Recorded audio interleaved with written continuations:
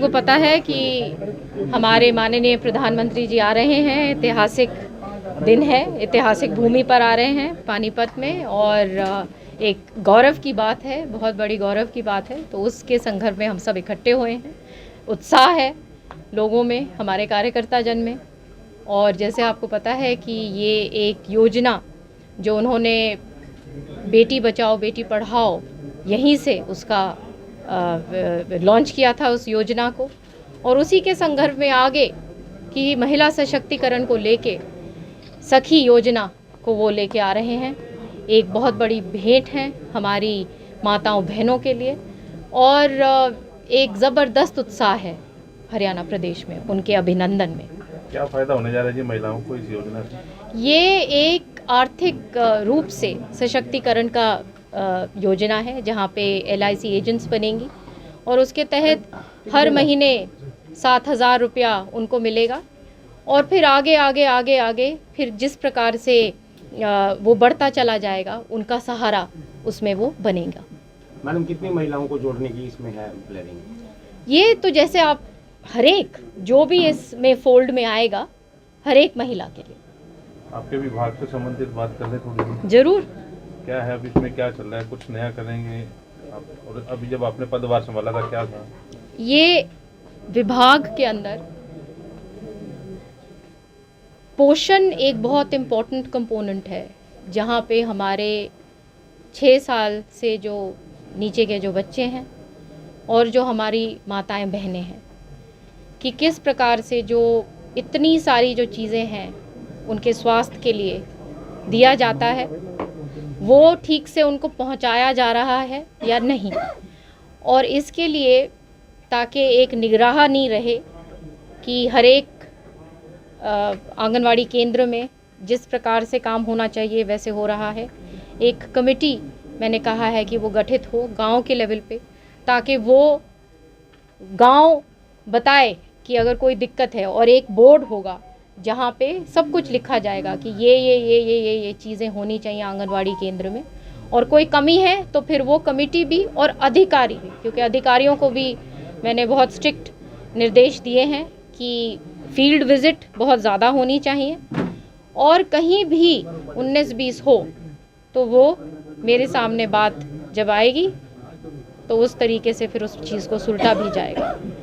इसके अलावा skill development हमारे जो माननीय मुख्यमंत्री जी हैं, उनकी भी एक ज़बरदस्त मंशा है कि हमारे आर्थिक रूप से हमारी माताएं बहनें, आंगनवाड़ी जैसे केंद्र है, ये केंद्र हैं जहाँ पे सब इकट्ठे होते हैं, और वहाँ पे स्किल डेवलपमेंट भी हम आंगनवाड़ी की साथ साथ हम टाई अप करें, और पायलट प्रोजेक्ट्स मैंने बोला है कि तैयार करें। और जैसे ई रिक्शा की, जैसे अर्बन जहाँ पे सिटी एरियाज़ हैं वहाँ पे उस प्रकार से वो प्रोजेक्ट्स, और ग्रामीण जगह पे ग्रामीण लेवल के प्रोजेक्ट्स, तो ये तमाम चीज़ें हैं।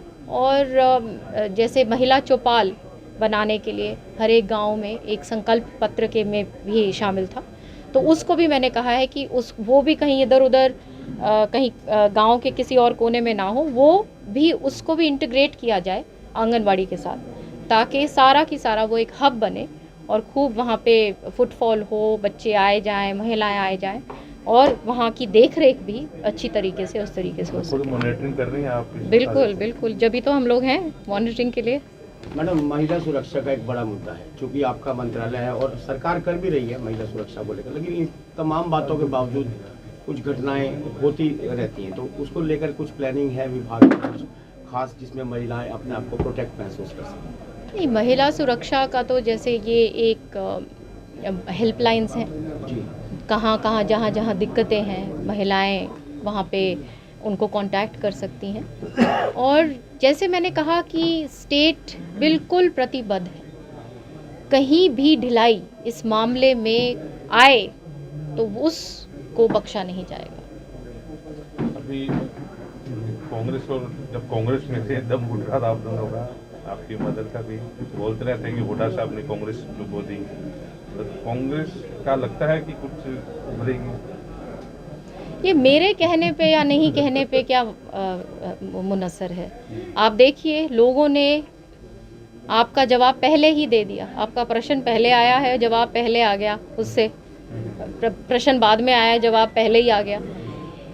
3 बार लगातार स्टेट में, 3 बार लगातार सेंटर में कांग्रेस को विपक्ष में बिठाया है।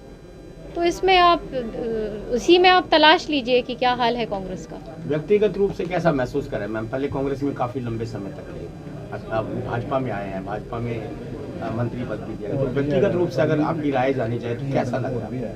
मैं धन्यवाद करती हूँ अपने माननीय लीडरशिप का, माननीय प्रधानमंत्री जी का, माननीय मनोहर लाल जी का, चीफ मिनिस्टर साहब का, जिन्होंने ये मौका और ये जिम्मेदारी दी है। और ये पार्टी वो पार्टी है जो लोगों के साथ जुड़ी हुई है और लोगों के ग्रास रूट में संगठन है। जो पार्टी कांग्रेस पार्टी का तो संगठन भी नहीं है। नेता प्रतिपक्ष के ऊपर तक अभी तक एक सेशन भी हो गया, लेकिन नेता प्रतिपक्ष नहीं निकाल पा रहे, अपने में से खोज नहीं पा रहे। तो आप समझ सकते हैं कि कितनी बुरी हालत कांग्रेस की हो चुकी है। और मैं ही नहीं, जो जिनकी दुरुस्त जो काम करना चाहते हैं, वो सारे के सारे लोग विवश होंगे कांग्रेस को छोड़ने में। श्रुति जी, कल है ना, किसान दिल्ली कुछ करने वाले हैं, कुछ बॉर्डर भी सील करने की सूचना आ रही है, तो क्या तैयारी है? देखिए, किसान हमारे अन्नदाता हैं और हमारा कृषि प्रधान प्रदेश है, और हमारी जैसे एकमात्र वो स्टेट है जहाँ पे 24 फसलों को MSP दिया जा रहा है। एक एक दाना की खरीद बाजरे की हुई है। और मैं तो यही कह सकती हूँ कि कोई भी दिक्कत हो, कोई बात हो, उसका समाधान बैठ के निकालेंगे, और उसके लिए हम लोग कमिटेड हैं। चाइल्ड मैरिज केस का इजाफा हुआ है, हालांकि पानीपत में थोड़ा सा ग्राफ कम हुआ है, इसके ऊपर भी कुछ आपने अधिकारी को निर्देश दिए हैं? देखिए, ये जो भी मेरे जो सामने जो भी बातें आती हैं, उसके ऊपर मैं स्ट्रिक्ट एक्शन लूँगी, और जो मेरे कार्य क्षेत्र की जो बात है। तंवर साहब ने छोड़ के गलती की लास्ट टाइम में, वो तो आप ही बताइए। उपराष्ट्रपति ने कहा है श्रुति जी कि इस तरीके से किसानों का मसला अभी तक हल नहीं हुआ है, तो इसको लेकर सोचना चाहिए केंद्र सरकार को भी। तो इसको आप किस नज़रिए से देखते हैं? देखिए, माननीय सुप्रीम कोर्ट ने इसके लिए एक कमेटी बनाई है जी, और जैसे मैंने कहा कि स्टेट पहले भी सीरियस गंभीर रही है इस मुद्दे को लेके, और अभी भी है। तो इसमें कोई हमारी तरफ से कोई कोताही कभी नहीं होगी। मैडम, अमली जामा पहनाया जाए उसको लेकर के ये कहा गया था। कल कृषि मंत्री भी वहाँ पर बैठे थे जब उपराष्ट्रपति अपना भाषण दे रहे थे परसों, तो उसको लेकर कह रहा हूँ कि अमली जामा क्यों नहीं पहनाया जा रहा, उसको लेकर के बातचीत करें। देखिए, जैसे मैं बार बार वही कह रही हूँ कि हमारी सरकार कमिटेड है, और जो कमिटमेंट है वो पूर्ण रूप से उसको पूरा करा जाएगा।